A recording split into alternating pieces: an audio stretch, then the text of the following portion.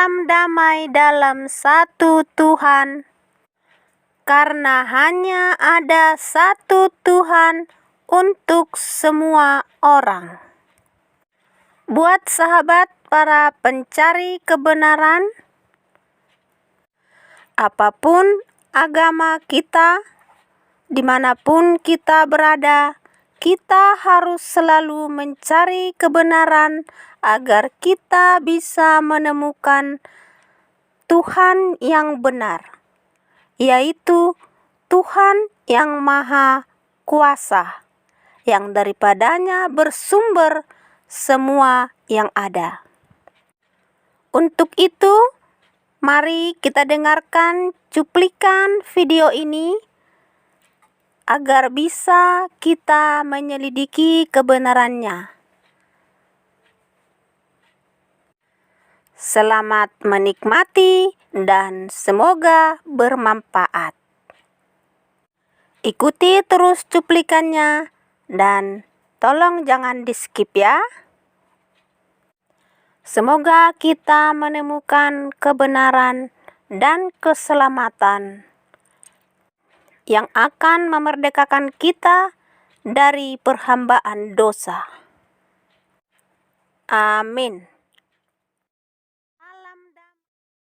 Mbak Sobi. Ya, jadi dari hasil aku punya research juga, dari hasil aku membaca semua sumber-sumber Islam awal dan sejarah awal, jadi yang dekat-dekat dengan masa Islam, memang aku mempunyai, bukan hanya aku ya, tetapi para pakar, suaranya double nih.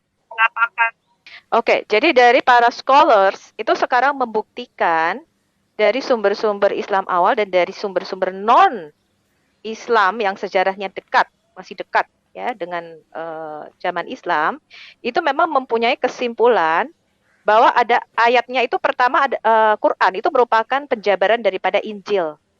Ya, jadi saya akan mengeluarkan satu video mengenai The Apology of Al-Kindi dan John Damaski yang kemarin sempat kita bahas, Bang Edis.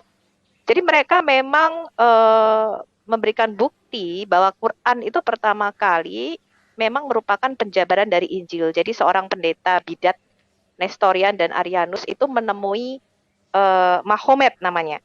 Ya, mereka tidak menyebut Muhammad tapi Mahomet atau Momet ya namanya. Kemudian dia lari ke Mekah, ke daerah Arab. Ya, Mekah itu artinya turunan atau lembah. Nah, di situ dia menemukan satu orang pemuda ini yang mungkin di dalam tradisi Islam disebut Bukairoh ataupun Waraqah bin Naufal ya. Dan pendeta bidat ini yang mengajarkan dia tentang Nasrani ya, tentang cerita-cerita yang ada di dalam Alkitab. Itu menurut sumber-sumber yang terdekat dengan sejarah Islam. Kemudian ada setelah si Sergius atau si pendeta Arianus ini mati, itu memang ada kisah mengenai orang Yahudi yang mencoba menyusup menjadi pengikut Muhammad dan mereka mencoba membujuk untuk menambahkan sesuatu di dalam Quran. Jadi merupakan campuran atau tambahan-tambahan. Nah, ini merupakan bukti sejarah tulisan yang dekat dengan sumber-sumber Islam. Nah, kemudian bukan hanya itu, tetapi dari pakar-pakar scholar sendiri, pakar-pakar Islam sendiri mengatakan bahwa Quran ini berevolusi karena sekarang kita tidak mempunyai bukti tekstual.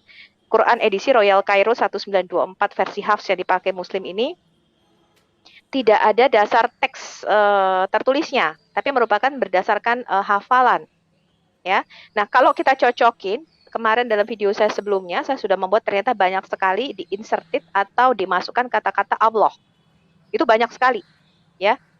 Saya memberikan hanya beberapa, tapi dari manuskrip awal, kalau kita bandingkan dengan bacaan versi Imam Hafs sekarang, itu memang banyak sekali dimasukkan kata-kata Allah. Kemudian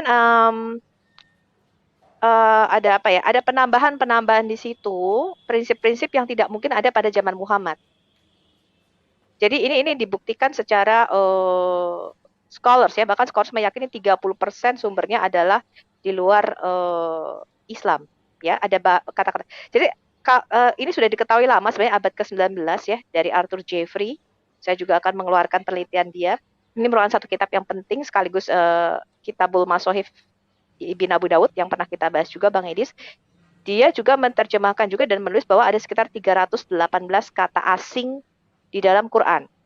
Ya, bahasa asing di dalam Quran.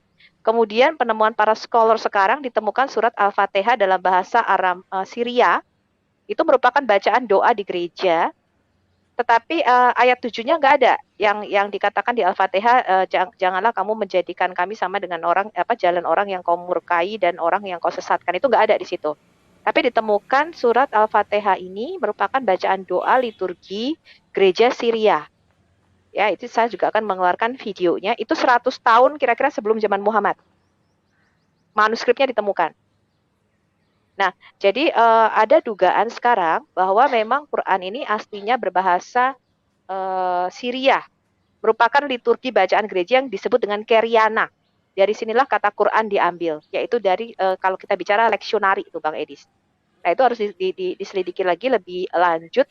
Dan para pakar mengatakan bahwa Quran ini berevolusi, berkembang selama 102 sampai 200 tahun. Jadi ada penambahan-penambahan di situ. Seperti itu Bang Edis. Oke, Halo, silakan. Pak Edi. Oh ya, ada yang baru masuk ini.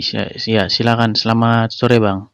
Ya, itu Pak. Salam Pak Erdi Palobo, Ibu Sofiatul, dan Pak Max. Yano. Ya, ya tertarik juga ya masuk ke sini karena Pak Max. Ya, sebagian yang dikatakan Bu Sofiatul itu ya sama ya dengan saya temukan.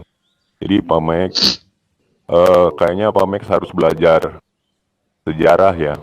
Belajar sejarahnya dari pertama jelas Alkitab ya, yaitu turun Yudaisme, nanti ketemu kebingungannya. Benar apa kata Pak Max, nggak pernah ada orang yang menciptakan kata Islam. Semua yang ada sekarang itu disebutnya di luar negeri disebutnya sebagai standar narasi Islam. Standar narasi Islam itu sudah mendapat tantangan dari kaum agamawan Barat sejak udah lama ya, bahkan sejak abad 8. Nah, yang sekarang sedang baru mau akan rame tapi sudah banyak diperbincangkan di luar negeri, itu namanya Gunter Luling.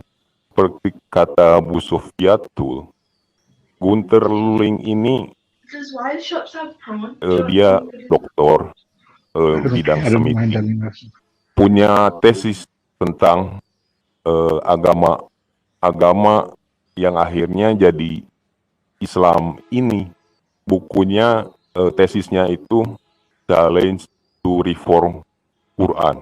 Hasil tesis itu Gunter Luling mendapat gelar PhD itu yang tertinggi di universitasnya di Jerman ya. Makanya dipakai tesisnya di Eropa dan di Amerika. Tesis itu menyatakan 95% Quran itu ditulis dalam bahasa Syria Aramaik. Yang rame ya di sini disebutnya Suryani. Kalau Rob Christian bilangnya Syriani, bahasa Aram. Betul. Kalau yang saya telaah ya, kaji, memang semua hipotesa bahwa Quran itu asalnya liturgi Syria monofisit ya, bidat ya, turunannya Ones, Unitarian, yang gitu-gitulah pokoknya. Kuriana disebutnya liturginya, itu isinya perjanjian lama, Torah ya, Torah itu 5 kitab pertama, plus paling banyak perjanjian baru tengahnya Matius, tambah ya kisah-kisah buat motivasi ya, seperti Gog Magog, Seven Sleeper, ditambahin di liturgi itu. Oke, sebentar Bang TM